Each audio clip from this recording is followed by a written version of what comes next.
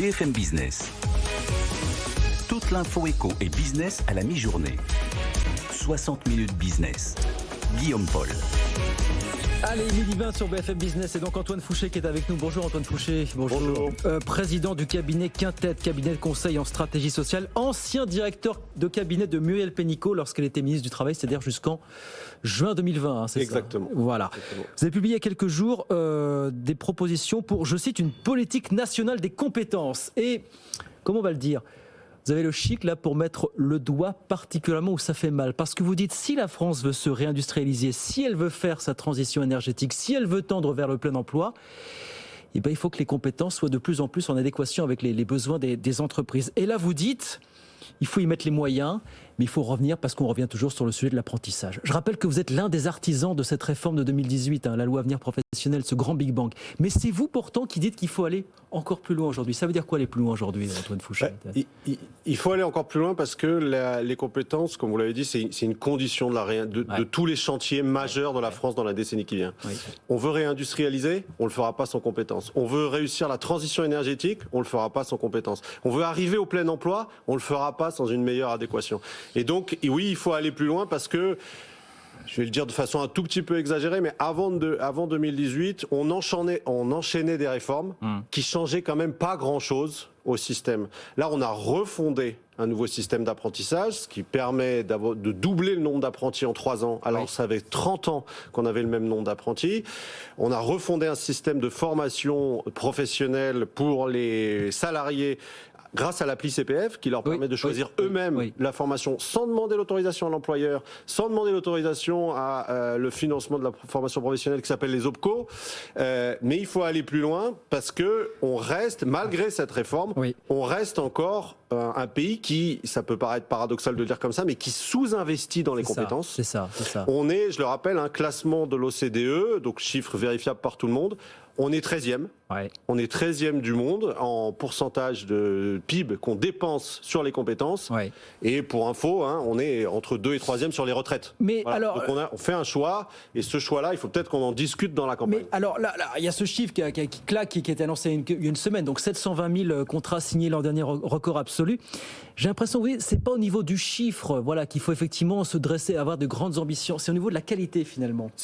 Exactement, parce que alors c'est les deux. Plus quantitatif que qualitatif en fait, ce que vous préconisez vous. C'est les deux, c'est-à-dire que l'apprentissage en lui-même, comme l'acquisition des compétences se fait dans l'entreprise, évidemment, l'adéquation avec l'emploi, elle se fait plus naturellement. Donc quantitativement, quand on fait de l'apprentissage, on améliore l'adéquation entre l'offre et la demande de travail.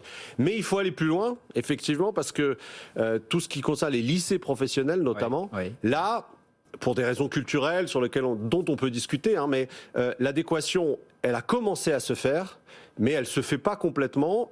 Là aussi, on a enchaîné les réformes sur ce volet-là. On a essayé de mieux informer sur les métiers, on a confié une partie de la compétence aux régions, etc. Mais on n'a pas réussi, et en fait, on n'a pas fait l'essentiel. Et l'essentiel, c'est de dire la vérité aux familles. Mais justement, alors vous dites déjà opération vérité. Voilà, faire une campagne martelée auprès des jeunes, auprès des familles aussi, parce que c'est ça le frein. Les taux d'emploi qu'offrent certaines formations aujourd'hui. Ils sont inférieurs à 50%, on ne le sait pas, sauf ceux qui sont informés du système. Et c'est pour ça que c'est inégalitaire et informé aussi inefficace. Sur ceux qui ont des taux d'emploi très élevés. Exactement. Et donc, il faut... tout au long de la formation initiale, à la fin de la 3e, de la seconde, de la première, etc., et même dans le supérieur, il faut qu'il n'y ait plus aucun choix qui soit fait par un jeune accompagné par la famille, qui n'ait pas été d'abord documenté par cette information-là, qui est le taux d'insertion dans l'emploi. C'est-à-dire, si je fais cette formation-là, c'est quoi la probabilité que j'ai d'être en emploi ou au chômage. Mais vous dites qu'il faut publier les taux d'emploi par formation. Il faut même aller plus loin. Il en avait été question en 2018 et ça ne s'est pas fait. Pourquoi ça ne s'est pas fait? Alors ça s'est fait sur les demandeurs d'emploi. C'est-à-dire qu'aujourd'hui, vous avez un site qui s'appelle La Bonne Formation, où tout le monde peut aller, et vous pouvez, sur toutes les formations qui sont financées par Pôle emploi, regarder quel est le taux d'insertion dans l'emploi.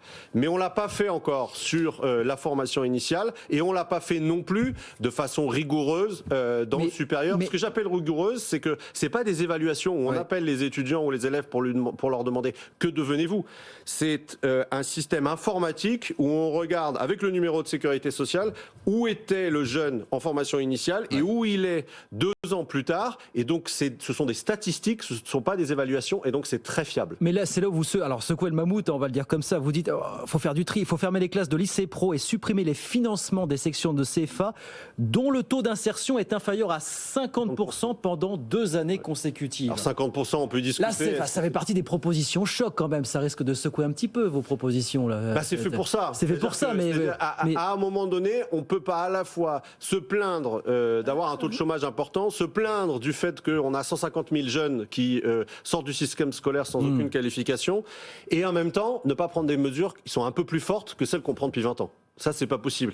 À un moment donné, si on veut traiter le problème, il faut dire la vérité. Et comme on n'arrive pas en amont à orienter les formations sur les besoins en compétences, il faut que ce soit le public, c'est-à-dire les jeunes et leurs familles, qui choisissent, et c'est au système de s'adapter, c'est-à-dire si à un moment donné on dit la vérité sur des formations où il y a 70% de chômage derrière, ces formations-là, elles vont fermer, et il faudra que le système s'adapte pour accueillir des jeunes sur des formations où derrière il y a un emploi. Vous dites qu'il y a une hypocrisie. C'est une petite révolution. Oui, c'est une petite révolution. Mais c'est absolument indispensable, sinon on va continuer d'enchaîner les mesures, de faire des découvertes des métiers, etc. Mais on ne changera pas fondamentalement la donne. Et si on ne l'a pas fait jusqu'à présent, il faut le dire ça aussi, si on ne l'a pas fait jusqu'à présent, c'est parce que ça pénalise plutôt les familles qui ont moins de relais politiques que celles qui ont les relais politiques via les grandes écoles. Vous dites en 2022, il y a toujours cette espèce d'hypocrisie qui consiste à vouloir pousser les études au maximum. D'où une proposition que vous faites, les jeunes qui arrêtent leurs études après le bac. Au niveau du bac, on abonde le CPF de 8 000 € supplémentaires, à condition qu'il y ait une formation derrière vers des travaux d'intérêt généraux, notamment une mission d'intérêt généraux. Exactement. Et ça, c'est un sujet qui est très très difficile. Cette hypocrisie, elle est encore là en 2022, quoi. Je veux dire, c'est ça qui. Et puis c'est un tabou dans la société. C'est très difficile parce que à la fois, on veut collectivement et individuellement que tout le monde, que nos enfants ou nous-mêmes fassions les études les plus longues possibles, et en même temps, l'économie française ne crée pas d'emploi pour une classe d'âge à 70% diplômés du supérieur. Elle ne fait pas ça, l'économie. Et donc, on crée de la frustration en poussant des jeunes à être diplômés du supérieur, mais derrière, il n'y a pas les jobs. Et donc, c'est soit le chômage, soit le déclassement, c'est-à-dire accepter un job qui ne correspond pas à la qualif qu'on a. Et donc, plutôt que de créer cette frustration-là... Et qui va prendre un emploi à des personnes encore moins qualifiées par ricochet. Exactement. Et donc, on a une proposition, mais qui est difficile, qu'on met dans le débat, qui consisterait à dire, plutôt que de continuer ses études pour ensuite être déçu, mieux vaut les arrêter, rentrer en emploi, gagner de l'argent, devenir autonome grâce au travail et reprendre ses études plus tard. Et alors ça, c'est complètement contre-intuitif dans la culture française parce qu'en général, on estime que la formation et le diplôme, on l'acquiert entre 18 et 25 ans et après basta. Mais justement, c'est de ça dont il faut sortir. C'est une phrase aussi que j'aime beaucoup dans ce que vous dites. Vous dites, il faut casser le mythe du diplôme et casser l'idée que tout se joue en 20 ans.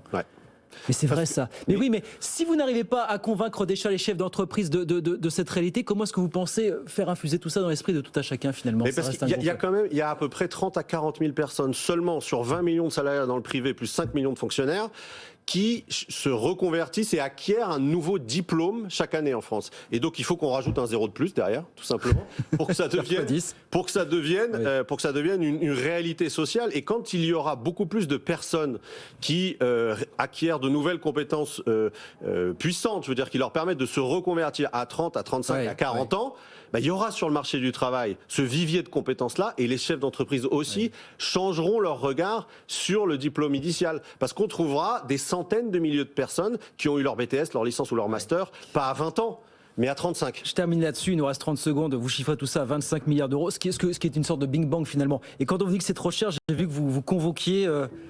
Abraham Lincoln, en l'occurrence. Qu'est-ce qu'il disait, Abraham Lincoln? Abraham Lincoln, il disait, si vous trouvez que l'éducation coûte trop cher, eh bien, essayez l'ignorance.